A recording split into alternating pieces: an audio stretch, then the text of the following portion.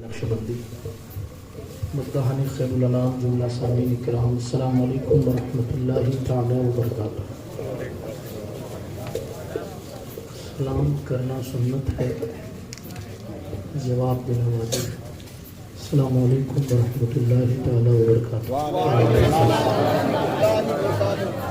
الفاتحہ الی حضرت محمد الکریم علیہ تحیۃ و تسلیم۔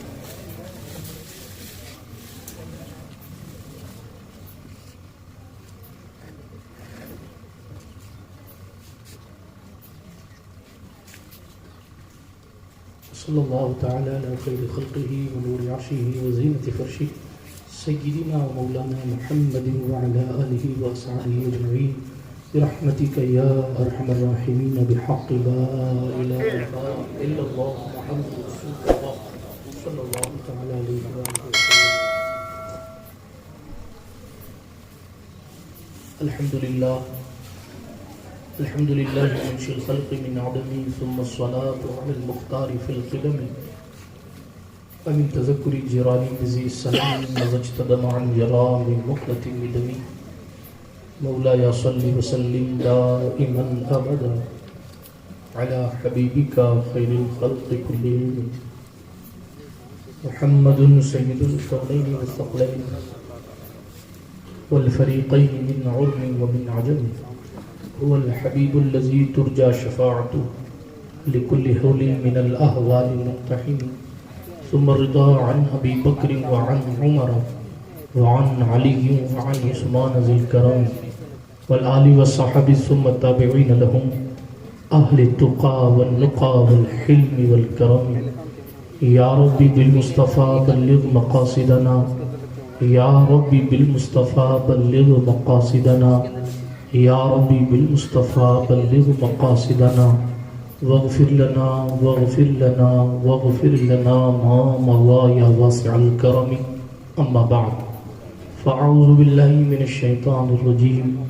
بسم اللہ الرحمن الرحیم والذین یبیتون لربهم سجدا وقیاما والذین یقولون ربنا اصرف عنا عذاب جہنم ان عذابها کان غراما او کما قال اللہ تعالی فی القرآن الکریم صدق اللہ العلی العظیم وصدق رسوله النبی الامین المتین الامی الکریم الرؤوف الرحیم ونحن ولا ذلك لمن الشاہدین والشاکرین والآمنین والمطمئنین والحمد للہ رب العالمین۔ ہم پہ احمد کا حسایہ، پہ اشرف کا کرم، سیدی مختار اشرف باصفا کے واسطے، اے اشرف زمانہ زمانہ مدد نما درہائے بستراز کلید کرم کشا سرورہ شاہا کریمہ دستگیرہ اشرفا حرمت روح پیمبر یک نظر کن سوئے ماں معین الدین حسن عالم پناہ بسوئے ماں غریباں یک نگاہ پیر پیراں میرے میراں شاہ جیلاں سے پاک ایک نظرداری بر حال ماں پریشاں سے پاک لی خمسۃ نطفی بها حر الوباء الحاطمہ المصطفیٰ والمرتضی وابناہما والفاطمہ بکار خیش حیرانم مغثنی یا رسول اللہ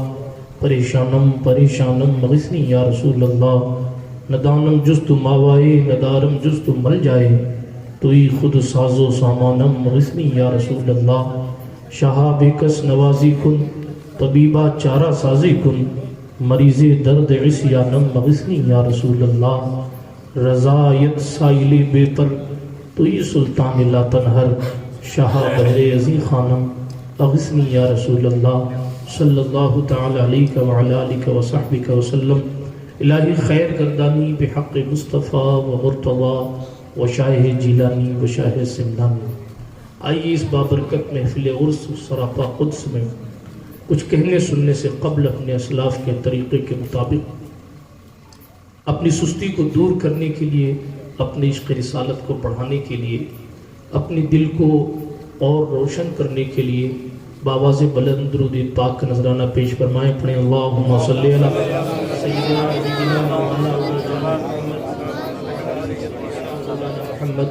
صلاۃ تنجینا بها من جمیع الاحوال والآفات وتقضي لنا بها جميع الحاجات وتطهرنا بها من جميع السيئات وترفعنا بها عندك على الدرجات وتبلغنا بها أقصى الغايات من جميع الخيرات في الحياة وبعد الممات إنك قريب مجيب الدعوات وأنت على كل شيء قدير۔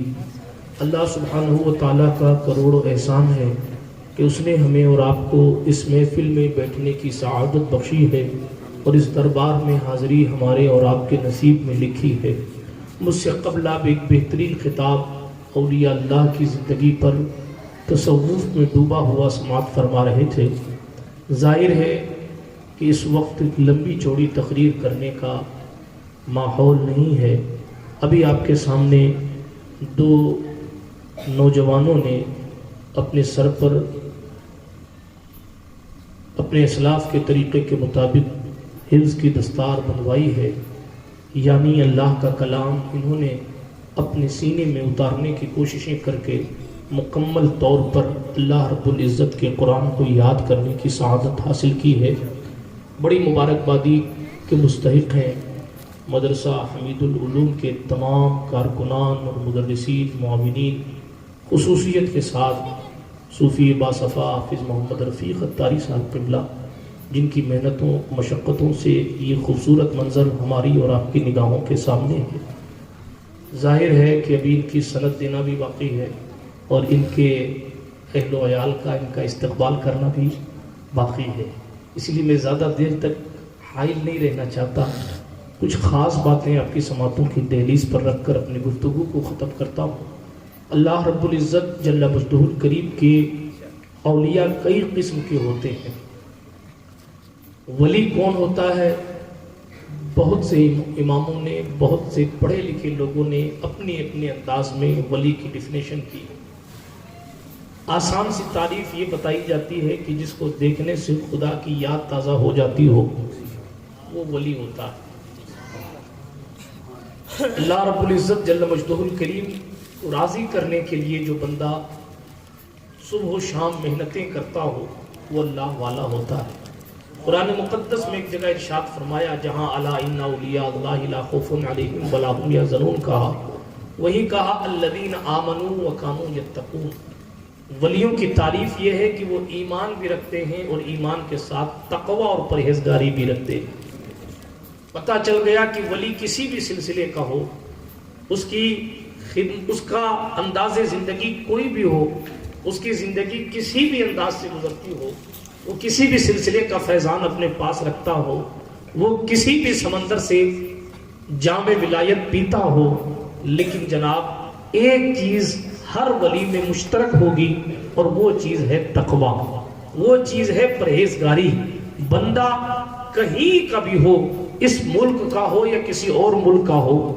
ایک سلسلے کے ہوں یا کئی سلسلے کے ہوں، ایک مشرب کے ہوں یا کئی دوسرے مشرب کے ہوں، فیضان کسی کو کہیں سے ملا ہو، لیکن شرط اللہ نے یہ رکھ دی ہے کہ بندہ متقی ضرور ہوگا تو ہی ہمارا ولی ہوگا، اگر متقی نہیں ہے تو پھر ولایت اس کے پاس نہیں ہے۔ آج کے دور میں یہ چیز غور کرنے کی ہے، حالانکہ یہ بہت لمبا موضوع ہے، میں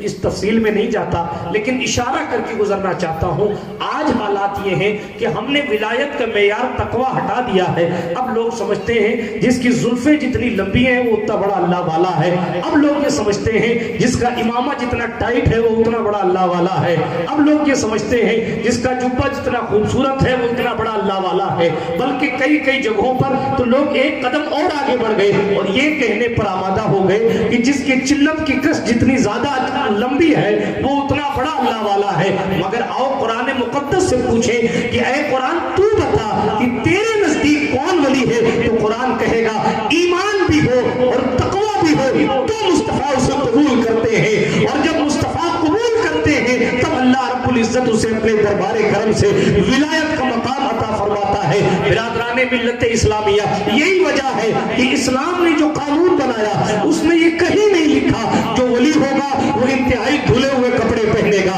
اس میں یہ کہیں نہیں لکھا کہ جو ولی ہوگا اس کا چہرہ چمکدار ہونا چاہیے، اس میں اسلام کے قانون میں یہ کہیں نہیں لکھا کہ جو ولی ہوگا اس کے لیے جبہ پہننا شرط ہے۔ اسلام نے یہ قانون کہیں نہیں بنایا کہ جو ولی ہوگا اس کے لیے امامہ ضروری ہے، نہیں جناب والا، حضور علیہ السلام نے اتنا کہا ہے کہ ان کے حالات ایسے ہوں گے، ان کے